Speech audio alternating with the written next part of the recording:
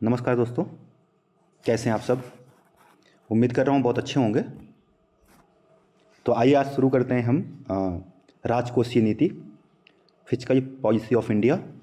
ठीक है, जिसको हमने इसके जो पीछे वीडियो था उसमें 2 वीडियो में हमने समझा था आरबीआई और जो मौद्रिक नीति होती है वो क्या होता है। ठीक है, आज हम उसी का नेक्स्ट वीडियो है जिसमें हम राजकोषीय नीति समझेंगे।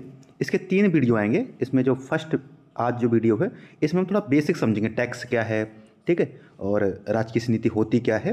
फिर इसका दूसरा एक सेकेंड पार्ट आएगा जिसमें हम पूरी राजकोषीय नीति के प्रभाव समझेंगे कि अर्थव्यवस्था में इसके क्या प्रभाव होते हैं। और जो तीसरा वीडियो आएगा उसमें हम बजट के बारे में समझेंगे कि बजट क्या होता है, बजट कैसे बनता है, ठीक है, और बजट की पूरी प्रोसेस समझेंगे। ठीक है दोस्तों, तो आज हम क्या समझने जा रहे हैं, आज समझने जा रहे हैं बेसिक इंट्रोडक्शन अबाउट राजकोषीय नीति, यानी कि फिस्कल पॉलिसी के बारे में हम जितना भी इंट्रोडक्शन होगा वो समझेंगे। ठीक है, आइए देखिए समझते हैं।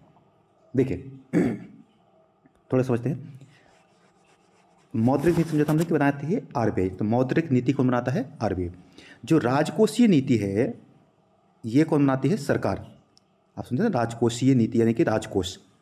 राजकोषीय नीति का अर्थ होता है सरकार के पास कितना पैसा है।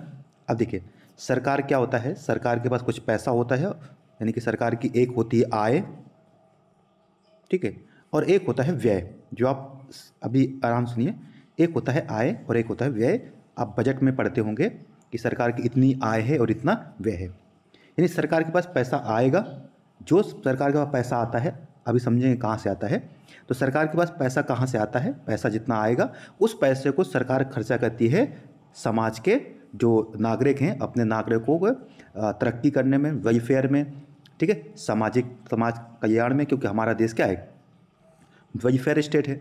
ठीक है, डीपीएसपी में दिया हुआ है कि सरकार को, राज्य को जनता के हित में कार्य करना पड़ेगा।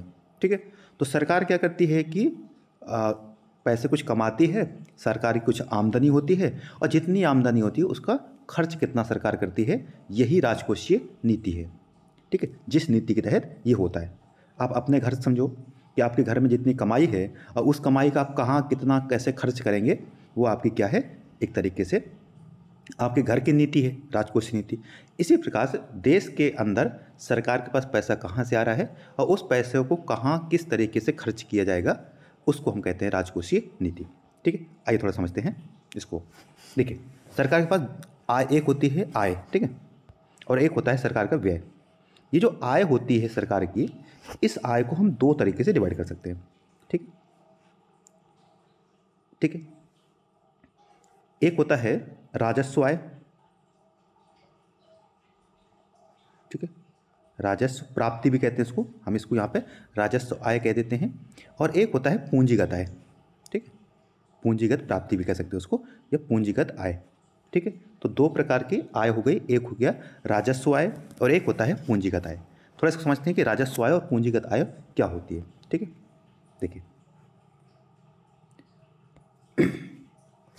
राजस्व आय वो है जिसके जो आमदनी, जो सरकार के पास पैसा आया है उसके एवज में सरकार को कुछ भी चुकाना ना पड़े, यानी सरकार की कोई देनदारी ना हो। सरकार का पैसा है और उसके एवज में सरकार को कुछ भी नहीं देना पड़ेगा, उसे हम कहते हैं राजस्व आय। कैसे समझते हैं? सरकार के राजस्व आय के 2 स्रोत हैं, यानी सरकार के पास राजस्व आय जो है वो 2 तरीके से। एक तो होता है कर राजस्व, कर राजस्व, ठीक है, और एक होता है गैर कर राजस्व। ठीक है, गैर कर राजस्व। ठीक है, अब ये कर राजस्व क्या होता है? देखिए सरकार हम सभी से 2 प्रकार के टैक्स जो है वो रिसीव करती है, प्राप्त। एक को हम कहते हैं डायरेक्ट टैक्स, यानी प्रत्यक्ष कर, ठीक है, और एक होता है अप्रत्यक्ष कर, ठीक है, इनडायरेक्ट टैक्स। ये 2 प्रकार के कर होगा, टैक्स होगा। एक को कहेंगे प्रत्यक्ष कर, एक को कहेंगे अप्रत्यक्ष कर। ठीक है, अब समझिए। देखिए सरकार को जैसे हम आय कर देते हैं, अभी समझेंगे प्रत्यक्ष कर क्या कितने प्रकार के होते हैं। अभी समझिए जैसे आयकर है, ठीक है, अब आयकर जो हम चुकाते हैं, क्या उसके एवज में सरकार हमें कुछ देती है? नहीं। यानी अगर आपकी एक स्पेसिफिक आय से ज़्यादा आय है तो आपको उसमें कुछ ना कुछ कर देना पड़ेगा, टैक्स देना पड़ेगा, जिसके एवज में सरकार हमें कुछ नहीं चुकाएगी, यानी सरकार की कोई देनदारी नहीं है। ठीक है। ऐसे आय को हम कहते हैं कर राजस्व आय। ये राजस्व आय है, यानी ऐसी आय जिसमें सरकार के ऊपर कोई देनदारी नहीं होती है। ठीक है। उसी प्रकार अप्रत्यक्ष कर, जैसे जीएसटी है, जो हम कोई भी वस्तु खरीदते हैं उसमें जीएसटी पे करते हैं, या कोई सर्विस प्राप्त करते हैं उसमें जीएसटी देते हैं। इस जीएसटी के एवज में सरकार की कोई देनदारी नहीं बनती है, यानी सरकार इस जीएसटी को वापस किसी तरीके से, हाँ सरकार जनता के फेवर में काम करेगी, नीतियाँ बनाएगी, सड़क को बनाएगी, ठीक है, परंतु जिस व्यक्ति ने जीएसटी पे किया है उसको डायरेक्ट सरकार कुछ भी नहीं वापस करेगी। इसको हम कहते हैं कर राजस्व। तो दो बातें, कर राजस्व वह आय है सरकार की, यानी कि राजस्व आय क्या है, वह आय जो सरकार को, जिसके एवज में सरकार की कोई देनदारी नहीं होगी, ठीक है, उससे हम क्या कहते हैं, राजस्व आय। अब राजस्व आय भी बता दी मैंने आपको, दो प्रकार की है, एक को कहेंगे कर राजस्व और एक है गैर कर राजस्व। कर राजस्व मतलब जो सरकार को टैक्स से प्राप्त होगा। अब इसमें टैक्स दो प्रकार के हैं, प्रत्यक्ष कर और अप्रत्यक्ष कर। समझेंगे अब दोनों कि ये क्या होते हैं। दूसरे समझते हैं कि जो गैर कर राजस्व है वो क्या है। ठीक है, गैर कर राजस्व क्या है। गैर कर राजस्व का अर्थ है कि जैसे सरकार की पीएसयू है, ठीक है, पीएसयू सरकारी कंपनियां हैं, ठीक है, पब्लिक सेक्टर यूनिट जो हैं, ठीक है, जो सरकार की कंपनियां हैं उससे सरकार को कोई प्रॉफिट हो, ठीक है, सरकार को कोई फायदा हो, मुनाफा हो। अब ये जो मुनाफा होता है इसको इस पर सरकार, ये जो ये सरकार को प्राप्त हुआ है इसके प्रति सरकार की कोई देनदारी नहीं है। मैं यहाँ बात कर रहा हूँ सरकार को जो मुनाफा हुआ है उस पर सरकार की कोई देनदारी नहीं है। ठीक है, उसी प्रकार से अगर सरकार ने किसी को कर्ज दे रखा है और उससे ब्याज प्राप्त हो, यहाँ पर बात कर रहा हूँ ब्याज प्राप्त हो, ब्याज प्राप्त हो, ठीक है, सरकार को किसी कर्ज के एवज में ब्याज प्राप्त होता है, ये भी आपका क्या है, राजस्व आय है।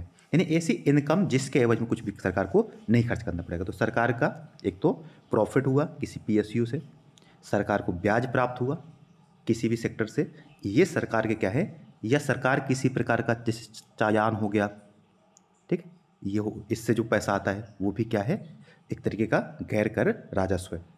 ठीक है, तो ये जो सारे हैं इनको हम क्या कहेंगे, गैर कर राजस्व। तो कर राजस्व, गैर कर राजस्व, ये हो गई राजस्व आय। ठीक, अब आते हैं पूंजीगत आय क्या होता है।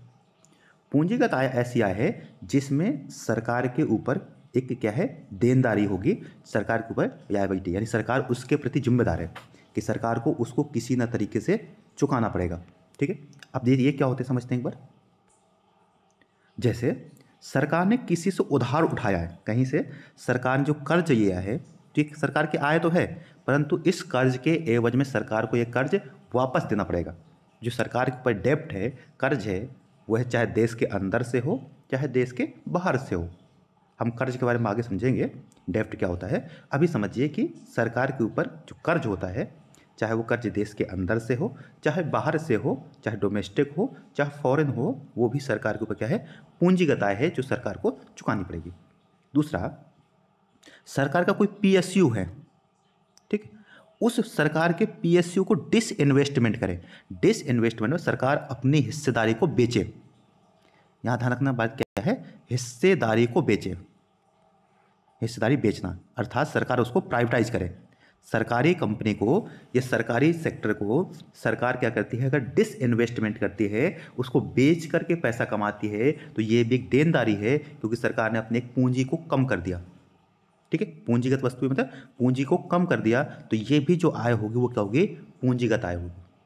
अच्छा, पीएसयू जो प्रॉफिट आया था वो तो राजस्व आय थी, परंतु अगर सरकार अपने पीएसयू को बेचती है या उसमें हिस्सेदारी को बेचती है, ठीक, डिसइन्वेस्टमेंट करती है, तो उसे क्या कहेंगे, पूंजीगत आय कहेंगे। ठीक है, तो पूंजीगत आय के दो स्रोत हैं, एक कर्ज हो गया या पीएसयू बेच करके सरकार की कोई हिस्सेदारी है, तो ये जो इस तरीके की आय होती है इसे कहते हैं पूंजीगत आय। ठीक है, इसी प्रकार से जैसे पूंजीगत आय है इसी प्रकार से क्या होगा, पूंजीगत व्यय भी होगा। ठीक है, तो आइए देखते हैं पूंजीगत व्यय क्या होता है। ठीक, जिस प्रकार सरकार की आय है दो प्रकार से, उसी प्रकार से सरकार के पास क्या होगा, व्यय होगा। ठीक, व्यय, इसके भी दो प्रकार होते हैं, एक हम कहेंगे राजस्व व्यय, राजस्व व्यय, और एक होगा हमारा पूंजीगत व्यय। ठीक है, पूंजीगत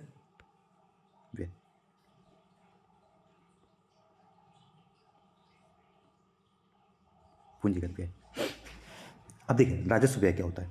राजस्व व्यय मतलब ऐसे खर्चे जिससे सरकार को कोई फायदा नहीं होगा, सरकार को कोई मुनाफा नहीं होगा। सरकार के जो खर्चे हैं जिससे कोई भी हमारी पूंजी निर्माण नहीं हो रही है। जैसे समझते कैसे कि माना कि सरकार ने, ठीक है, सरकार अपने जो कर्मचारी हैं उनको वेतन देती है। सरकार जो वेतन देती है, जो भत्ता देती है, ये जो पेंशन देती है, सरकार ने जो पैसे दे दिए, सरकार के पास कुछ वापस आएगा क्या इसके एवज में? कुछ भी नहीं आएगा। यानी सरकार के कुछ ऐसे खर्चे हैं जिनसे सरकार कुछ प्राप्त नहीं हुआ। पेंशन दे दिया, वेतन दिया जो सरकारी कर्मचारियों को, भत्ता दिया, बेरोजगारी भत्ता हो गया, आदि हो गया, पेंशन दिया, ठीक है। ये जो होता है इसको हम कहते हैं राजस्व व्यय, ठीक है। क्योंकि इससे कोई भी पूंजी निर्माण नहीं हुई है, कोई भी संपत्ति का निर्माण नहीं हुआ, ठीक है। तो ऐसे खर्चे जिनसे किसी भी संपत्ति का निर्माण नहीं होता है उसे हम कहते हैं राजस्व व्यय। सरकार जो कर्ज का ब्याज चुकाती है, कर्ज नहीं ब्याज चुकाएगी, वो भी क्या है हमारा राजस्व व्यय है। तो ब्याज चुकाना वो भी क्या है राजस्व व्यय है, ठीक है।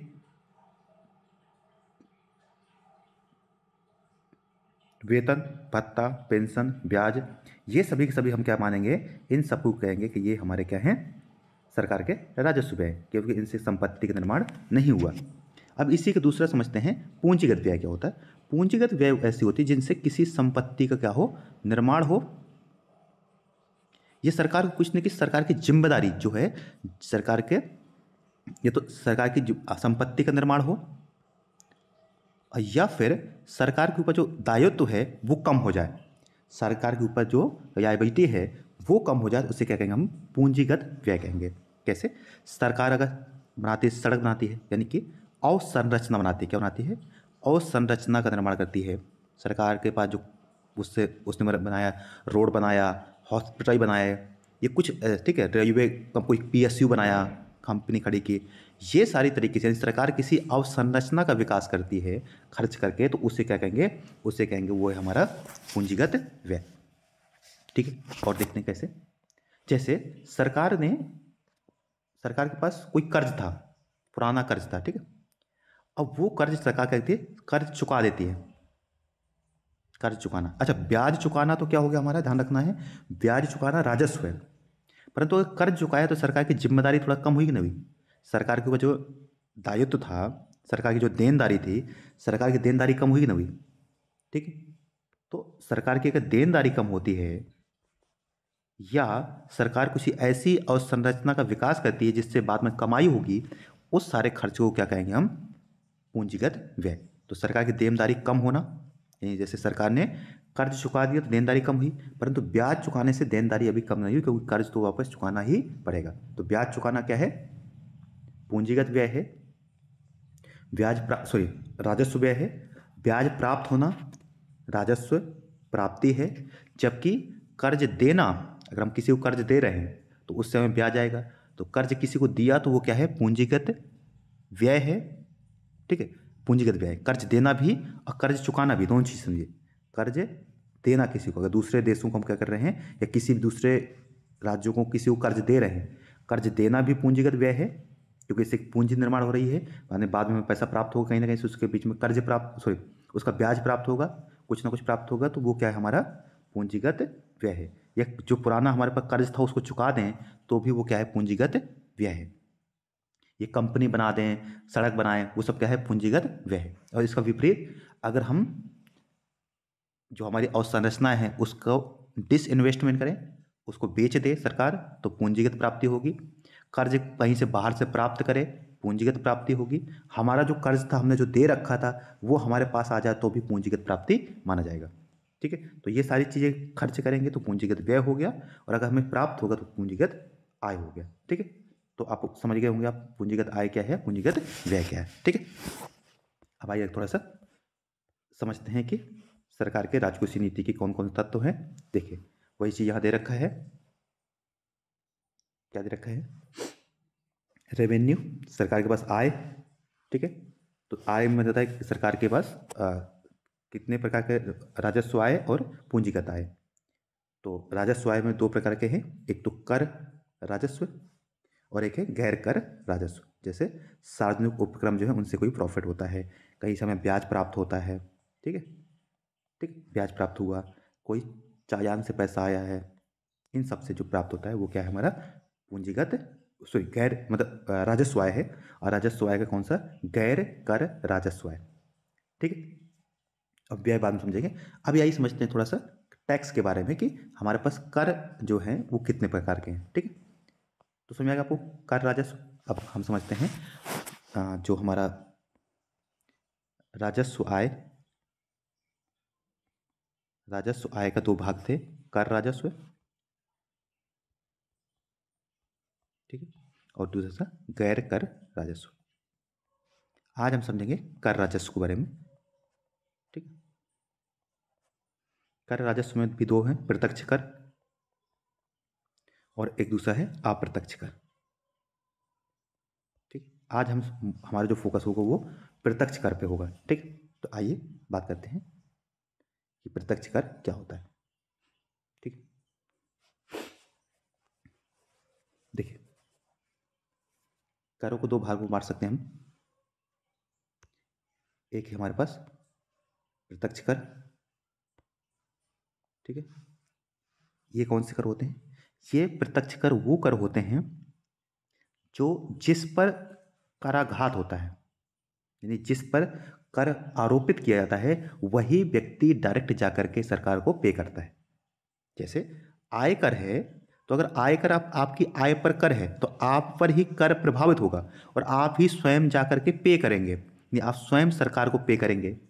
जिस संस्था पर कर आरोपित किया है वही संस्था कर का भुगतान करती है, उसे हम कहते हैं प्रत्यक्ष कर। परंतु जैसे जीएसटी है, जीएसटी क्या है, अप्रत्यक्ष कर है। आप सामान खरीदते हैं तो आप टैक्स सरकार को नहीं देते, आप दुकानदार को टैक्स देते हैं, फिर वह दुकानदार यानी जो उत्पादक है वह सरकार को टैक्स पे करता है। यानी कर आप पर आरोपित किया गया परंतु आपके बजाय किसी और व्यक्ति ने सरकार को टैक्स पे किया, इसे कहते हैं अप्रत्यक्ष कर, ठीक है। परंतु प्रत्यक्ष में क्या होता है कि आप ही डायरेक्ट सरकार को पे करते हैं, इसे हम कहते हैं प्रत्यक्ष कर, ठीक है। तो जिस पर कर भुगतान करता और वहन करता दोनों ही एक ही व्यक्ति होता है, जिसने भुगतान किया और जिसने वहन किया दोनों एक ही व्यक्ति हैं, ठीक है, उसे हम क्या कहते हैं प्रत्यक्ष कर। यह आयु और आय के आधार पर भिन्न भिन्न हो सकता है। अब समझते हैं कि जो डायरेक्ट टैक्स है वो कितने प्रकार के हैं, ठीक है। तो सर्वप्रथम जो है एक हमारा वो है आयकर। मोस्ट इंपॉर्टेंट कौन सा है, आयकर, जो व्यक्तियों और कंपनियों द्वारा उनकी जो आय होती है, इनकम होती है, उस पर आरोपित किया जाता है। तो आयकर क्या है, एक ऐसा टैक्स जो एक निश्चित सीमा से ऊपर आय होने पर आरोपित किया जाता है। अगर हम भारत में बात करें तो भारत में देखिए ये कुछ एक सीमा निर्धारित की गई है 2024-25 के तहत, ठीक है। ये जो नई सीमा है हमारी कि 3, ठीक, भारत में जो आयकर है कि 3 लाख की आय पर कोई कर नहीं लगता, शून्य कर है, ठीक है। ऐसे, ठीक, तो 3 तक के अगर आप की इनकम कमाते हैं एक वर्ष में तो आप पर कोई टैक्स नहीं होगा। अगर 3 से ऊपर और 7 से कम, यानी 3 से 7 के बीच में है तो आपको अपनी आय का 5% टैक्स पे करना पड़ेगा। और अगर 7 से ऊपर और 10 तक कमाते हैं, 7 लाख से 10 तक कमाते हैं तो आपको 10% टैक्स देना पड़ेगा। और अगर 10 से ऊपर और 12 से नीचे कमाते हैं, 12 तक कमाते हैं, 10 से ऊपर और 12 तक कमाते हैं तो आपको 15% टैक्स देना पड़ेगा। और इसके ऊपर अगर आप 12 से 15 के बीच में कमाते हैं, 12 से ऊपर 15 तक पर कमाते हैं तो आपको 20% टैक्स देना पड़ेगा अपनी आय का।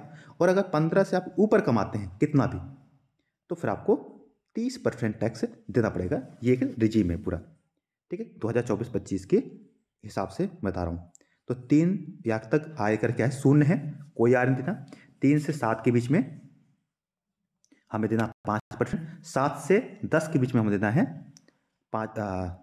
10%, 10 से ये करके 12 लाख तक के आय में देना है 15%, 12 से ऊपर और 15 तक देना है 20%, और 15 लाख से अगर ऊपर आपकी इनकम है तो उसमें आपको 30% कर देना पड़ेगा। उसके बाद चाहे आपकी कितनी भी आय हो।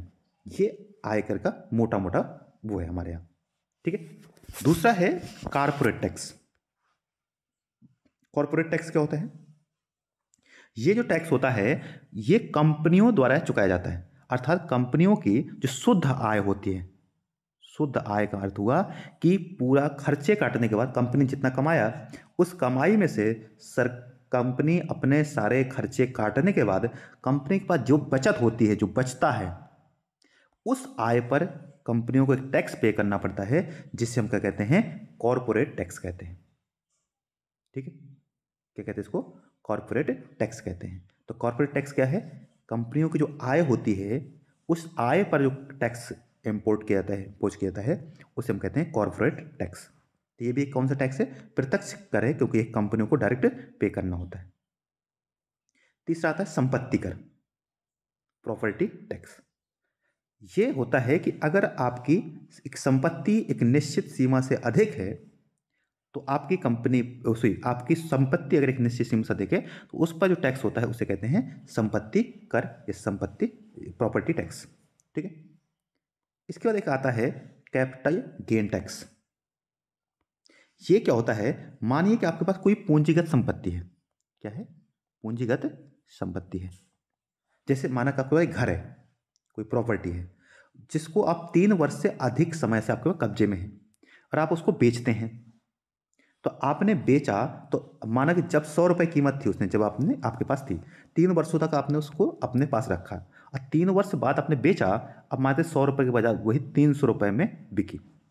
जब आपके पास थी तब उसकी कीमत 100 रुपये थी, आपने उसने 3 वर्ष तक उस संपत्ति को अपने पास रखा, उस जमीन को आपने रखा कब्जे को, और उसके बाद आपने 300 में बेचा। तो 300 बेचा तो 200 रुपये का फायदा हुआ आपके पास। ये जो 200 रुपये का फायदा हुआ है इसे वो कहते हैं कैपिटल गेन टैक्स, कि आपने कितना गेन किया। और इस पर सरकार कहती है कि हम 20% का टैक्स प्राप्त करेंगे। ठीक है, तो अगर कोई रियल एस्टेट यानी कोई ज़मीन है उसमें जो लॉन्ग टर्म 3 वर्ष या अधिक कहते हैं 36 महीने तक अगर आप उसमें रखते हैं तो उसका जितना कीमत बढ़ेगा उस कीमत का 20% आपको टैक्स देना पड़ेगा। इसे कहते हैं कैपिटल गेन टैक्स। देखिए एक और होता था विरासत कर। विरासत जैसे आपके पिताजी या आपके दादाजी या पिताजी आपको संपत्ति ट्रांसफ़र करते हैं, आपके खेत घर वो जो है अगर वो ट्रांसफ़र किया जाता है तो उस पर एक टैक्स देना होता था जिसे हम कहते हैं उत्तराधिकार टैक्स या इनहेरिटेंस टैक्स, जिसको 1985 में राजीव गांधी सरकार द्वारा समाप्त कर दिया गया था। ठीक, तो ये टैक्स अब नहीं है भारत में, जिसको हम कहते हैं विरासत कर या इनहेरिटेंस टैक्स। ठीक है, अब वही बात करते हैं, दूसरा है अप्रत्यक्ष कर। अप्रत्यक्ष कर वो कर होते हैं जो जिस व्यक्ति पर आरोपित होता है वह व्यक्ति न दे करके कोई और व्यक्ति उसको पे करता है।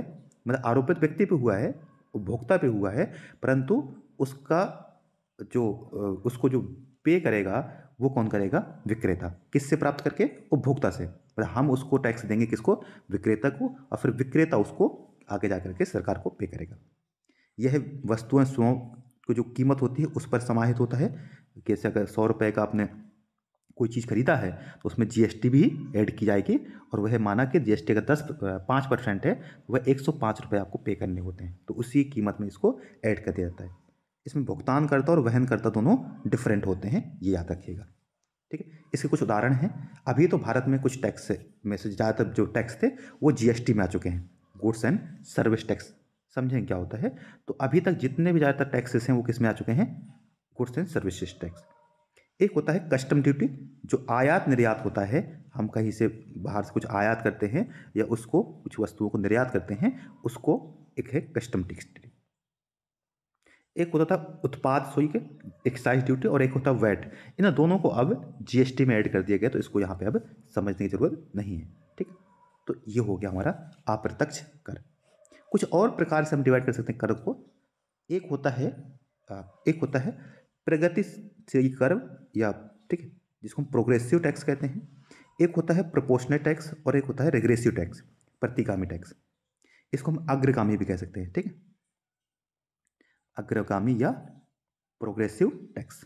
इसका अर्थ क्या होता है, इसका अर्थ ये होता है कि जैसे आयकर, सपोज, तो आयकर में अभी हमने देखा था कि अगर आपके पास 3 लाख रुपए तक आय है तो उसमें टैक्स कितना था, 0 था। 3 लाख के ऊपर और 7 तक जो था, 3 से 7 के बीच में अगर आपके आए थे तो इसमें कितना 5% था, और फिर 7 से ऊपर बढ़ करके हो गया था 10 तक हो गया था, तो उसमें आपको टैक्स जो देना था, कितना देना था, वो 3 से 7 5%, और 7 से 10 तक था, ठीक, 10%। फिर 10 से 12 15%, 12 से 15 20%, और फिर उसके बाद 30% हमें देना था। तो आप देख पा रहे हैं जैसे जैसे आपकी आमदनी बढ़ती आ रही है, आय बढ़ती आ रही है, वैसे वैसे टैक्स की दर बढ़ती जा रही है। इस प्रकार के टैक्स को, यानी कि आय बढ़ने के साथ टैक्स की दर भी बढ़ती है, उससे कहते हैं प्रोग्रेसिव टैक्स, प्रोग्रेशन हो रहा है। और जैसे आयकर, और इसको अच्छा माना जाता है कि भाई जिसके पास ज़्यादा आय है उससे आप ज़्यादा टैक्स प्राप्त करो, जो गरीब व्यक्ति है उसके पास टैक्स का भार थोड़ा कम होना चाहिए। तो इस कर को थोड़ा सा बेटर माना जाता है गरीबों के हिसाब से। दूसरा होता है प्रोपोर्शन, यानी एक समानता, जिसको हम कहते हैं प्रोपोर्शनल टैक्स, यानी कि सभी चीज़ों पर, सभी के ऊपर समान रेट से टैक्स को आरोपित किया जाए। जैसे जीएसटी जो है वो एक तरीके का प्रोपोर्शन टैक्स है कि अगर दो व्यक्ति, चाहे एक अमीर हो चाहे गरीब हो, अगर एक ही वस्तु खरीदते हैं तो दोनों को समान रेट पर, समान दर पर, या उसी दर पर आपको टैक्स पे करना होगा। इसे कहते हैं एक समान दर पर टैक्स पे करना, ठीक है। तो जो जैसे कॉर्पोरेट टैक्स है, अब कॉर्पोरेट टैक्स का अर्थ है कि आपको समान रेट पर, एक ही रेट पर आपको टैक्स पे करना पड़ेगा, यानी कि आय चाहे आपकी कितनी भी हो, ये दर क्या रहेगी, स्थिर रहेगी, ठीक है। जो सिंपल इसको जीएसटी से हम ऐड कर सकते हैं, ठीक है, कि आपकी आय चाहे मतलब कितनी भी हो, लेकिन दर जो रहेगी वो एक समान रहेगी। तीसरा कह सकते हैं प्रतिगामी, इसका विपरीत होता है। इसमें क्या है कि जैसे जैसे आपकी आय बढ़ती जाएगी टैक्स कम होता जाएगा, ठीक है। आय बढ़ने से आप पे टैक्स का प्रभाव कम पड़ता है, इसको हम कहते हैं प्रतिगामी या रिग्रेसिव टैक्स। और इसको सही नहीं माना जाता है कि भैया जिस पे आय बढ़ रही है आप उस पर टैक्स घटाते जा रहे हो, जो गरीब हैं जिनकी आय कम है उस पर टैक्स बढ़ा रहे हो, तो इससे हम क्या कहते हैं, रिग्रेसिव टैक्स कह सकते हैं, ठीक है। तो समझ में आएगा, प्रोग्रेसिव, आय बढ़ने के साथ टैक्स की दरें बढ़ती हैं। अगर एक समान कर, यानी अगर दर सभी पे समान रहे आय बढ़ने के साथ, तो उसे एक समान कर कहेंगे। और दूसरा, अगर आपकी आय बढ़ रही है फिर भी टैक्स कम करते जा रहे हैं तो उसे क्या कहेंगे, हम रिग्रेसिव कहेंगे। ये इसका सीधी सी बात है, ठीक है। अब आइए थोड़ा समझते हैं जो प्रत्यक्ष कर बनाम परोक्ष कर, कि किसको हम ज़्यादा बेटर कर मान सकते हैं, किसको सही कर नहीं माना जाता है, ये कौन सा बेटर ज़्यादा है। जो प्रत्यक्ष कर जो है उसको अप्रत्यक्ष कर की तरह अपेक्षा उचित माना जाता है, यानी जो डायरेक्ट टैक्स है उसको इनडायरेक्ट टैक्स की अपेक्षा ज़्यादा सही माना जाता है। क्यों? एक तो आर्थिक असमानता को दूर करता है। देखिए अभी बताया था कि जो इनडायरेक्ट टैक्स है, जो अप्रत्यक्ष कर है, वह सभी पर एक समान दर से आरोपित होता है, ठीक है, क्योंकि वह एक समान दर से आरोपित होता है, क्योंकि यह प्रोपोर्शनल टैक्स है, जिससे गरीबों पर इसका प्रभाव ज़्यादा पड़ता है।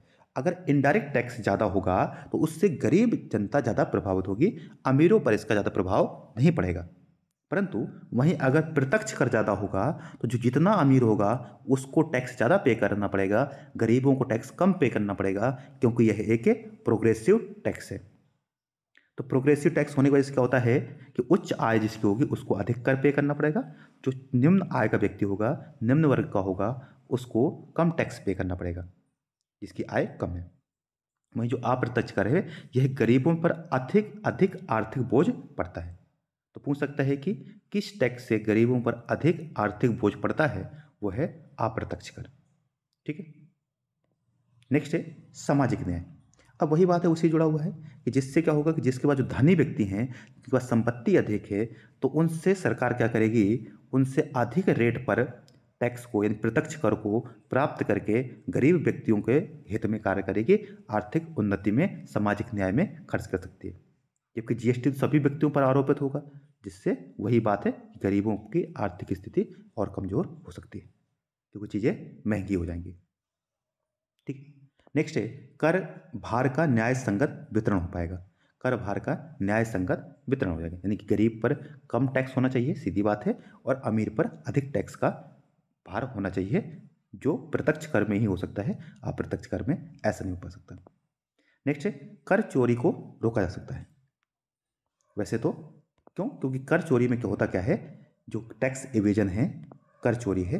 देखो प्रत्यक्ष कर में संपत्ति जो होती है, करदाता को अपनी आय और संपत्ति का विवरण दिखाना होता है सरकार को, उसके बाद कितनी आय है, कितनी संपत्ति है, उस पर कभी भी छापा पड़ सकता है आयकर विभाग का, जिससे पता हो सकता है कि उसने अपनी अगर आय या संपत्ति को छिपाया होगा। जबकि जो अप्रत्यक्ष कर है, इसमें चोरी की संभावना बनी रहती है। जैसे आप कई बार देखते होंगे कि आपने कोई सामान खरीदा, तो उसमें अगर आपने उसमें पर्चा नहीं दिया, अगर आपको जो रसीद है तो ये अगर उसने नहीं दिया, जीएसटी का जो व्यय है अगर उसने नहीं दिया, तो उसमें वो जीएसटी की चोरी कर सकता है। इसमें चोरी की संभावना अधिक रहती है, परंतु इसमें चोरी की संभावना नहीं रहती। जबकि आपने सामान खरीदा, आपने उसमें जीएसटी पे किया है, परंतु वह जो देश में पढ़े व्यक्ति नहीं है, उनको बिना दे करके टैक्स चोरी कर सकता है। तो ये इसकी संभावना बनी रहती है। ठीक है। प्रेरक प्रभाव भी हो सकता है इसका। ये क्या होता है? जो प्रत्यक्ष कर प्रणाली में दरें आय के अनुसार होती हैं। अधिक आय जो अर्जित करेगा उस पर उत्पादकता बढ़ेगी, ठीक है, प्रेरित होगा, और इस वजह से तो इसका, ठीक है। अप्रत्यक्ष कर जो होता है वो उपभोग को हतोत्साहित करता है, यानी जो गरीब व्यक्ति है उच्च दरों के कारण अगर कीमतें ऊंची होंगी तो वह ज़्यादा खर्च नहीं कर पाएगा, वस्तु सेवाओं पर दाम बढ़ने से कीमत बढ़ जाएंगी और वह अधिक खर्च नहीं कर पाएगा। इससे क्या होगा? उस आर्थिक असमानता बढ़ेगी। इसी को कहते हैं प्रेरित नहीं होते हैं, योग उपभोग करने में हतोत्साहित होते हैं। और ज़्यादा उपभोग नहीं होगा तो देश में क्या होगा? मांग कम हो जाएगी। मांग कम होगी तो फिर वही उत्पादन घटेगा। तो इस तरीके से, ठीक है। अब यहाँ दो शब्द और समझते हैं, फिर इसको खत्म करते हैं। एक शब्द है कराघात और एक है करापात। भाई समझते हैं करापात क्या होता है, टैक्स इंसिडेंस क्या होता है, कर अपात। ठीक है। करापात का अर्थ होता है कि किसी कर का वास्तविक प्रभाव किस व्यक्ति पर पड़ रहा है, यानी बोझ किस पे पड़ रहा है। ठीक है, यानी कि अर्थात उस कर को कौन पे कर रहा है। ठीक है, तो सीधी बात है कि कर का आघात, कर का आपात, यानी कर कौन पे कर रहा है। ठीक है, सिंपल ये कि यह करदाता शुरू होता है, ये कि उसी पर समाप्त नहीं होता है। जैसे सरकार जो है पेट्रोल पर टैक्स कर लगाती है, कई कंपनियां इस कर को उपभोक्ता पर स्थानांतरित कर देती हैं। सीधी बात है। तो अंतिम बोझ किस पे पड़ा? उपभोक्ता को। मतलब अगर आपने कोई वस्तु खरीदी, ठीक है, आपने फ़ोन खरीदा, उस फ़ोन पर जो जीएसटी है वो कौन पे करेगा? आप पे करेंगे, यानी आप बोझ आप पड़ा। जबकि जिसने कम दुकानदार ने फ़ोन बेचा है वो टैक्स पे करेगा, परंतु उस पर प्रभाव नहीं पड़ा, वो प्रभाव आप पर पड़ा है। इस वजह से कहेंगे कि करापात किस पर हो रहा है? वह व्यक्ति जिस पर कर का प्रभाव पड़ता है। ठीक है, ये बताता है। तो यह निर्धारित करता है कि कर का वास्तविक भुगतान कौन करेगा, यानी कि वास्तव में कर का भुगतान कर कौन रहा है? तो उपभोक्ता। यह उत्पाद या सेवा की कीमत, मांग और आपूर्ति पर निर्भर करता है। दूसरा है कराघात। ठीक है, टैक्स इम्पैक्ट। कराघात का मतलब होता है कि किस पर कर लगाया गया है, या कर को प्रारंभ किसने किया है, यानी का किसने भुगता है। यह वह स्थिति जब कर लागू होता है और करदाता इसे स्वीकार करना पड़ता है। ये समझो, यदि आय कर लगाया जाता है तो कराघात उस व्यक्ति पर होगा जिसकी आय पर यह कर लगाया गया है। यानी सिंपल बात है कि यदि कोई व्यक्ति सीधे कर टैक्स पे करता है, डायरेक्ट पे कर रहा है, तो उसे कहेंगे कराघात, कि किसने आघात को सहा है।